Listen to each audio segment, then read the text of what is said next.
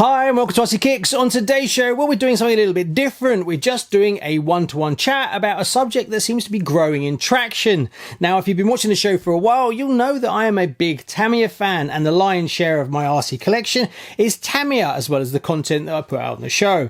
So obviously, every time I put out something from Tamiya, I get feedback from you all. Some people contact me directly, some people comment in the videos, some people comment on the RCKicks Facebook group. But overall, I seem to be getting a slightly higher than average now over the last probably year of negative comments towards Tamiya. So in this video, what we're going to do is cover the 10 reasons why you hate Tamiya. Now, I don't want it to be just a total bashing episode, so I'm going to try and be balanced on it. Also, let's not forget, Tamiya do some amazing stuff. So there's 1,000 things they do brilliantly. So take it with take it in context of what it is. So the 10 reasons you hate Tamiya, and we'll kick off with the most obvious one, and that is the bearings. Now, when you buy your kits, why is there no bearings, and the justification of that? Now, I can kind of understand where this comes from. If you go back into the 80s and you look at up prices of what bearings cost, they were really expensive. So obviously back in the day, they didn't want the kits to be really expensive, so a lot of them left out bearings. Skip forward to now, while we're still not getting bearings in kits, being that they are a fraction of the price they used to be, no one seems to really know. Now, obviously, this is not a golden sort of rule that every kit is like that. There is some kits that come with them and some that don't, but the lion's share don't. And it can be very annoying that you then get a kit and you've got to buy bearings pretty much straight away, unless you're putting it on the shelf. Being that you're buying the bearings individually, as in like you're just buying one pack for yourself for the car that you've got, unless you buy in bulk, it can be quite expensive versus what it would actually cost Tamiya to put the bearings in every kit and add that little price onto the actual kit. Now, selling kits is obviously very competitive, so that's kind of the reason I can see why they still don't do it. But it's kind of getting a bit hard to justify when you can pick up kits, much more budget kits, that all come fully bull raced from the off. So I think this is one that you're getting quite frustrated, especially as the whole market is basically moved to the point where they just come with full bearings. And Tamiya is the exception. Number 2. Parts availability. Now, this one is a big one and it frustrates a lot of you.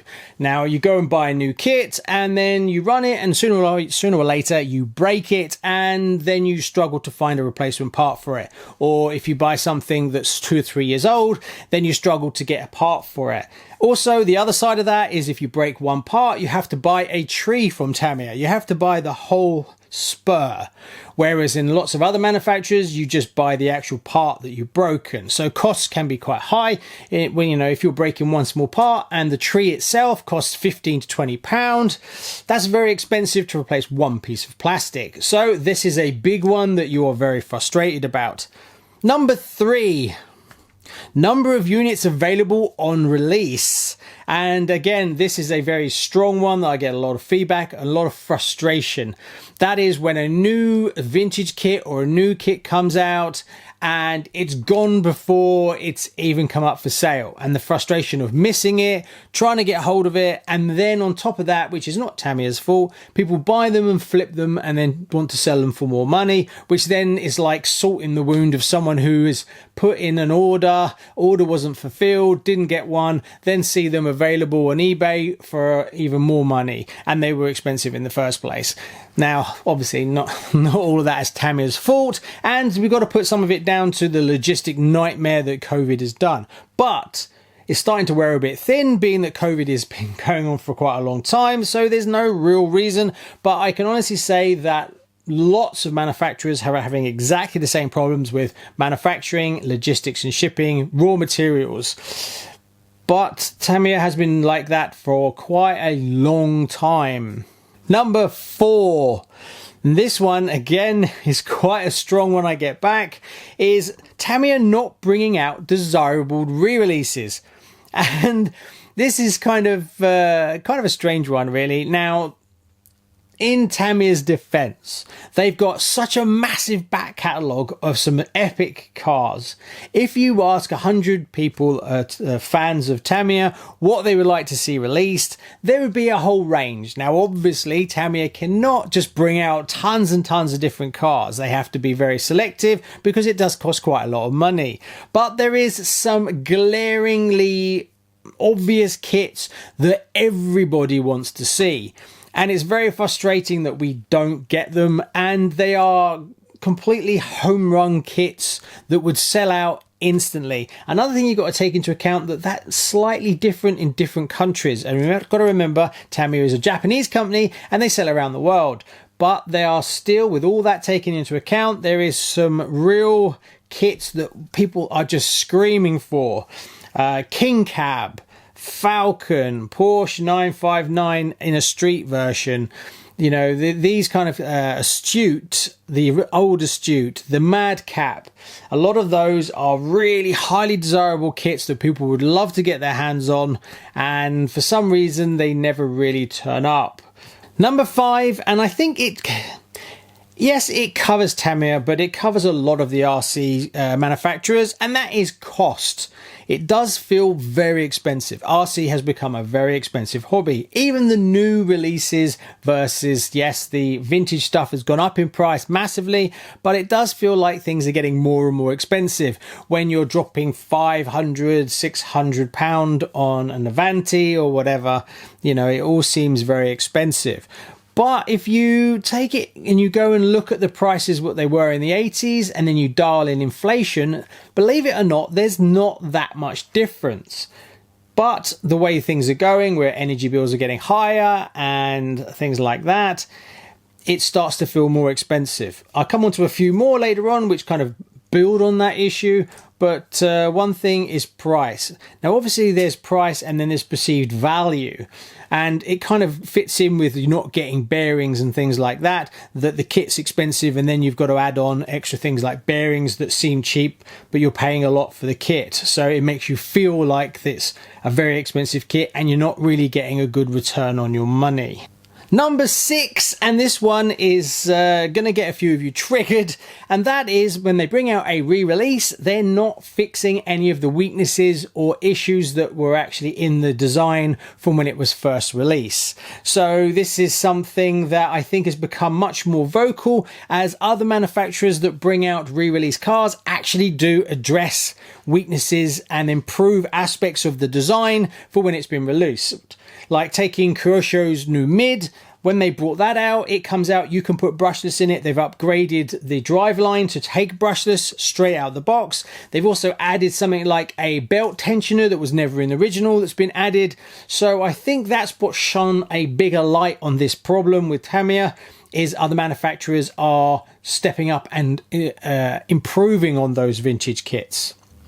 Number 7, and again, not just directed at Tamiya, but Tamiya really do know how to address this issue, and that is the cost of hop-up parts. Now, Tamiya have really gone to town on the upgrade path. There is tons of hop-ups you can buy for your car, and it can get so expensive, it can be very frustrating that you buy a car and then you spend the same amount of money on hop-ups for your chassis. Now, obviously, this comes down to you personally having some restraint to not just buy tons and tons of blingy stuff. But there is, on the other side of it, which is a bit more frustrating, that a car comes out and it needs some fundamental bits in it because they are flaws. Take the TD4 that came out. Now, you really needed to upgrade the front dog bones. You also needed to upgrade the diff nut to the metal version. Having the slipper clutch as another option. These all add, but really these are things that kind of should have been done in the kit when it came out, versus you having to add that on top. Like I said, especially when other manufacturers are doing that inside the kit. Number 8 is how fragile the kits are, especially versus the likes of more modern things, that you can break Tamiya kits very, very easily. Now, obviously, these are not bashing kits. These are what I class as driving in your back garden, driving out on the road. that kind of aspect. You don't take these kind of things to skate parks and stuff like that. So yes, also it's compounded by the other issues like getting hold of parts, the cost of parts. So if you have a car that's very fragile and easy to break, then you struggle to get the parts for it. Then the parts are really expensive. You can see it all starts to leave a bad taste in your mouth. So that is number 8. Number 9, lazy special editions. Bringing out another version of a kit by just changing a few colors and pretty much doing nothing else. Now, we're seeing this right now where we're going to get the Egress Black. And this, as a big Tamiya fan, is a brilliant opportunity to produce something that has it's really special. It has a motor in it that's special to that kit. It has a few design changes and a few upgrades in the kit to really make it special. Whereas it seems to be the price of the kit is more expensive, but really you just get a few things changed in color and that's pretty much it. Now that's going to trigger a few of you. And number 10, which kind of wraps up a lot of them, is not listening to their customers. It is kind of a thing where a company just does whatever it wants and all the kind of fans just sort of bumble along, but they never feel like they're being listened to. And what comes out and what's released is just random, and we kind of get what we get and we just choose it. There's no real emphasis on meeting the needs of the fans. Now this is quite wishy-washy, as obviously being a fan of Tamiya, you're going to be slightly different to somebody else. So this is a really hard thing to do, but this is something that I think is a known issue, predominantly with Tamiya, that they don't actually listen to their hardcore fans, especially ones outside of Japan. Comment below, let me know what you think. And a bonus one is, while Tamiya does no LiPo batteries, they only do a few brushless choices, and they don't do any kind of aggressive, take it out bashy kind of cars that you can sort of take to the skate park or anything like that. Now that's not Tamiya's MO really, is it? But why they don't actually do it, I don't think there's any reason why they couldn't do that, but it's just something that they don't seem to be interested in. Do you think Tamiya should be addressing these issues moving forward? Does these problems worry you that Tamiya is really going to be pushed to the outside of the RC industry moving forward and it's not looking too rosy for them? Comment below, let me know what you think.